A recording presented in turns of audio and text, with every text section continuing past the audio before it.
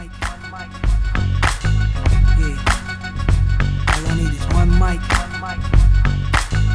Yeah. All I need is one mic. Hey everybody, welcome back to One Mic, where I watch shit so you don't have to. And today I'm here to talk about part 1 of the 6-part HBO limited series entitled We Own This City. We Own This City is brought to you by the same team of George Pelecanos and David Simon, who worked on The Wire, they worked on The Deuce, and they worked on a few other HBO limited series that you might be aware of. But, you know, The Wire covered kind of like the drug game in Baltimore. And this series kind of covers police corruption. And it's structured, police corruption, police brutality, big difference. Well, not big difference, they're kind of the same, but police brutality specifically. And this show is kind of structured the same way that The Wire is, in that with The Wire, we saw the drug game from multiple perspectives and angles. You see the criminal side of it, you see the police side of it, you see how that whole season on the shipyard, like that kind of stuff, all these different angles about how the drug game was integrated into the Baltimore life. In this series, we see that it looks like we're going to see the same thing, where we're going to see police brutality, but again, from multiple angles and perspectives. We're going to see it from, I'll get into that. But I'm not sure how I'm going to cover this show from week to week. Probably going to be Tuesday evenings for these, just because I prioritize Better Call Saul on Monday evening / Tuesday morning. So probably Tuesday evening with these, but you might get some Tuesday mornings here and there during the 6-week run. But as far as this specific episode goes, I'm going to structure it by kind of just talking about each of those different perspectives and storylines that we see in this first episode. And maybe we could just, I might discuss it, I might not. I haven't given it too much thought, but we might at least use this as a jumping off point to thinking about how these multiple storylines are going to connect. Some of them already start to connect in this episode, but I think there's a lot of other things at play, a lot of questions that need to be answered that are going to help these storylines intersect a little bit. So that's how I'm going to cover this, at least for this first episode, is just talking about each of the storylines that we see and just giving you guys an idea what's going on here. So let's see, where am I going to start here? So I want to start in 2015. 2015, we come across two Maryland County cops.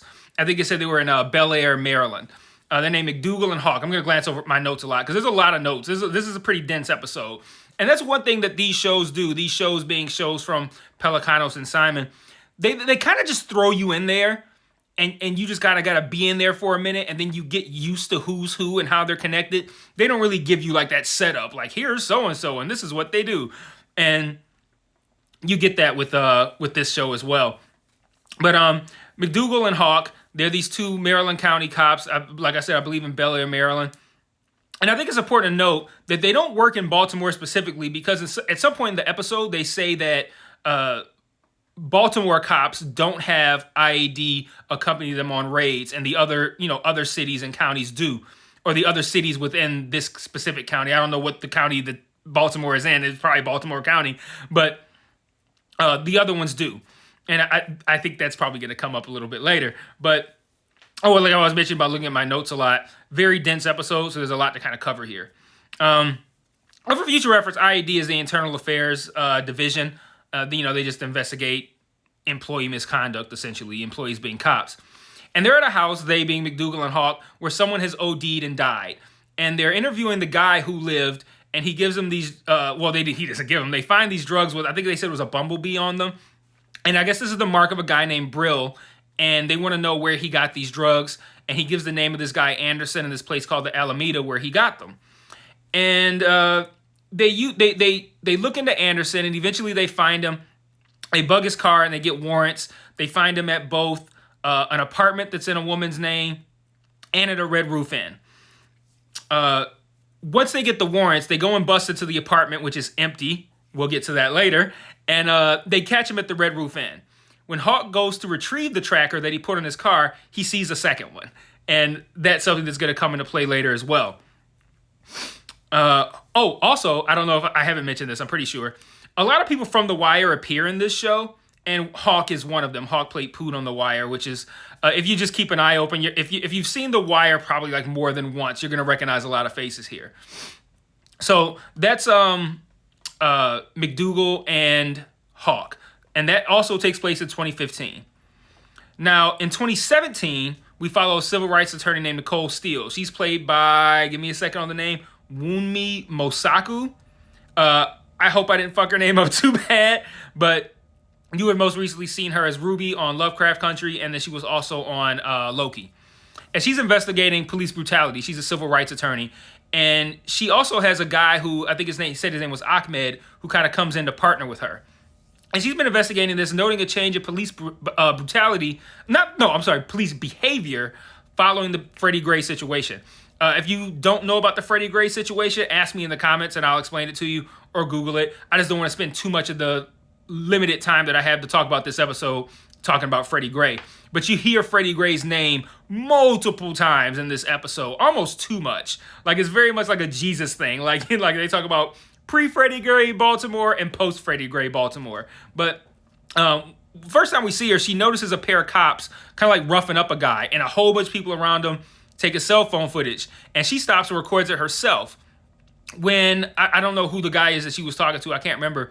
When he looks at the viral footage, he's like, oh, okay, here's a case of cops being, doing the absolute most.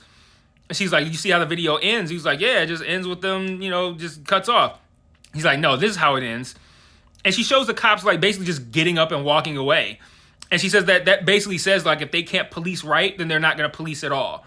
And there's a lot of talk in this episode about arrests, whether or not arrests are up or down, whether or not crime is up or down, and how police have been responding post Freddie Gray, which I think is going to be an interesting topic throughout the run of this series. But like I said, she meets up with this guy Ahmed, who looks to be a new partner. I think he said he came from Philly. And she gives a couple of interesting stats in their conversation. She says something like, in Baltimore has like over 600,000 residents.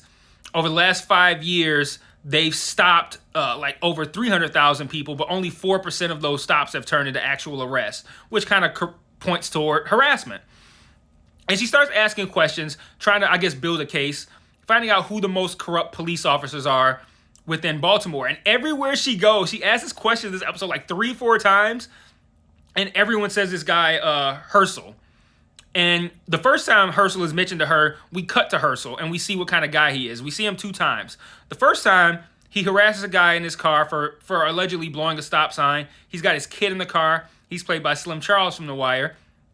And he gets this guy out of the car, and he's just like giving him shit. He's like, I stopped at the stop sign. What do you want me to do? Put it in park and sit there?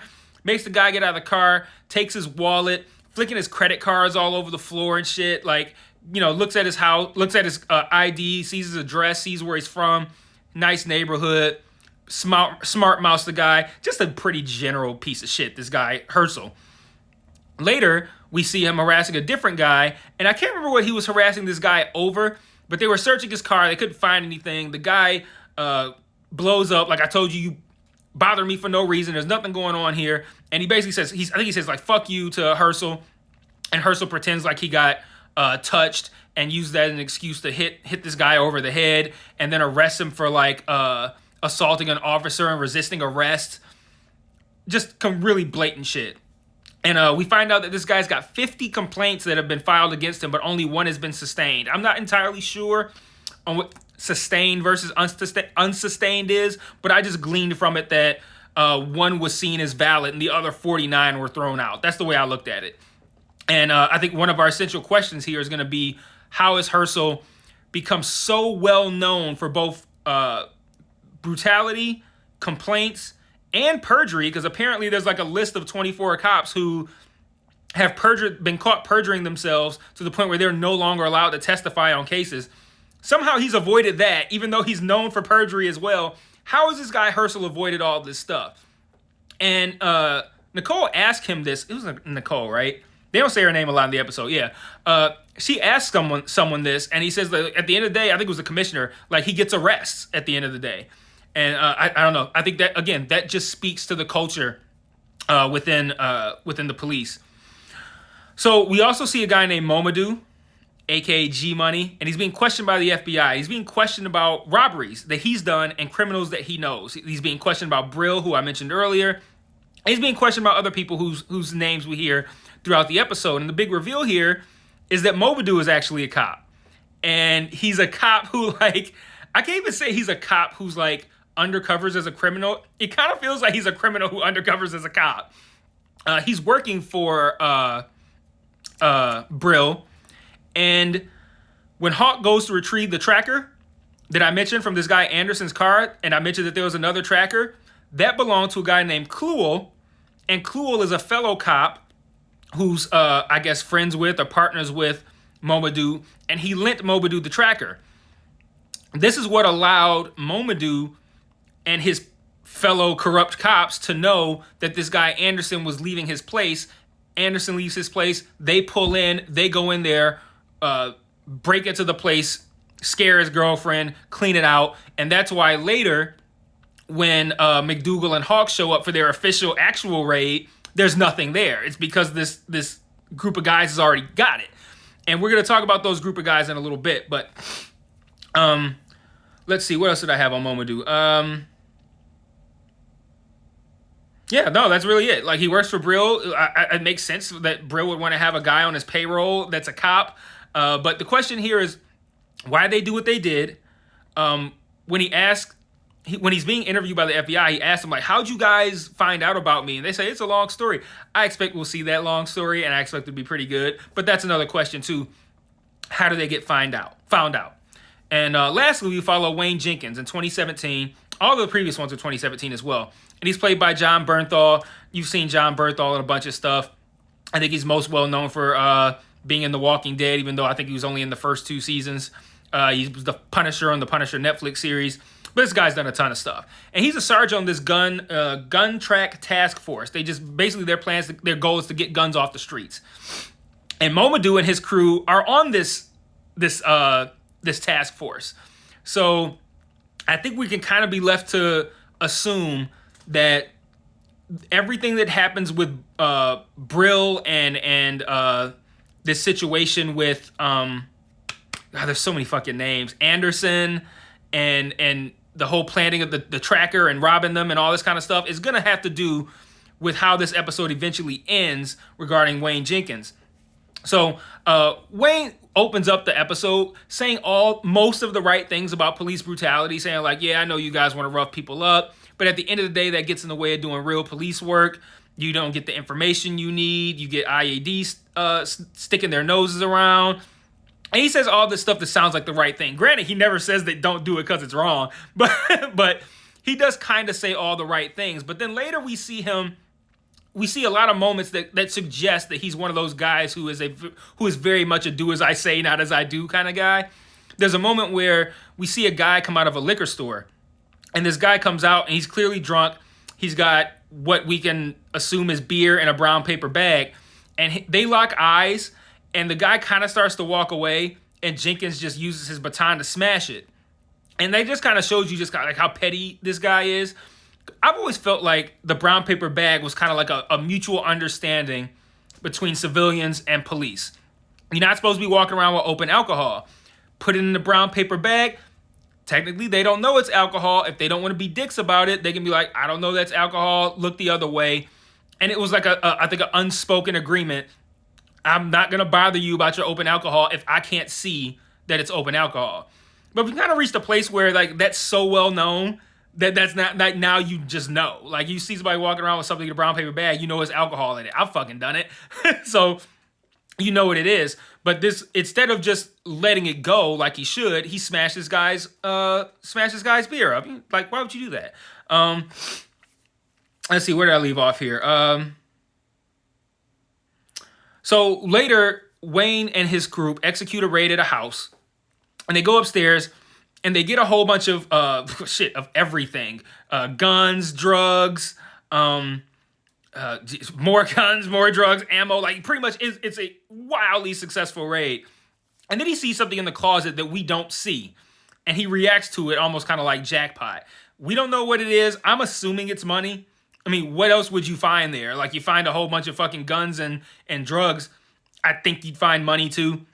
It would make sense that the way this episode ends, that maybe he finds this money and maybe, skims a little bit off for himself.